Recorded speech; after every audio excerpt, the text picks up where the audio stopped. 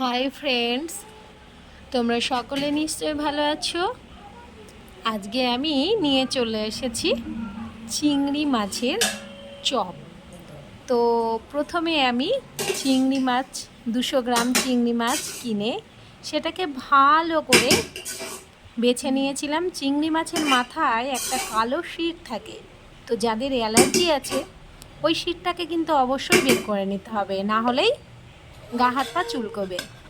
তো যাই হোক, খুব ভালো করে পরিষ্কার করে ধুয়ে নিয়ে রেখে দিয়েছিলাম। এটা মিক্সার ব্লেন্ডারের মধ্যে দিয়ে আমি একটু মিক্সি করে নিয়েছিলাম। আর এদিকে একটা বড় মিডিয়াম সাইজের পেঁয়াজ কুচি, কাঁচা লঙ্কা কুচি, আদা কুচি, রসুন কুচি এবং 4 চামচ বেসন, কাশ্মীরি লঙ্কার গুঁড়ো, হলুদ গুঁড়ো, লবণ, সমস্ত কিছু উপকরণ একসঙ্গে দিয়ে চিংড়ি মাছের পেস্টটা এর মধ্যে দিয়ে দিয়েছিলাম এবং খুব ভালো করে মাখিয়ে নিয়েছিলাম। এমনভাবে মাখতে হবে যাতে না শক্ত হয় না পাতলা হয়। তো খুব সুন্দরভাবে মাখার পরে আমি এবার কড়াইয়ে সর্ষের তেল বা সাদা তেল, আপনারা যেটা খুশি দিতে পারেন। আমি সাদা তেলটাই দিয়ে করেছি। সাদা তেল গরম করতে দিয়ে এর মধ্যে এক এক করে চপের মতো করে ছেড়ে দিয়েছি।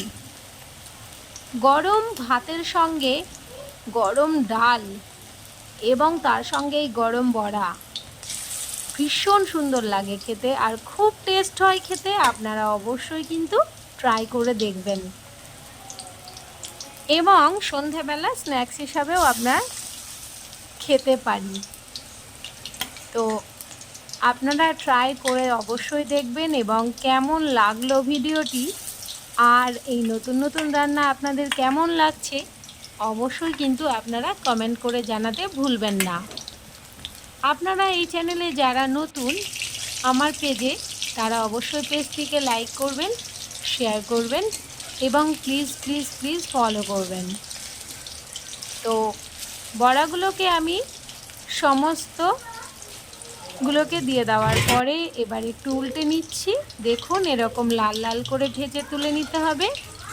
আমার ভাজা কমপ্লিট, আমি এবার তুলে নিচ্ছি। সকলে ভালো থাকবেন, সুস্থ থাকবেন।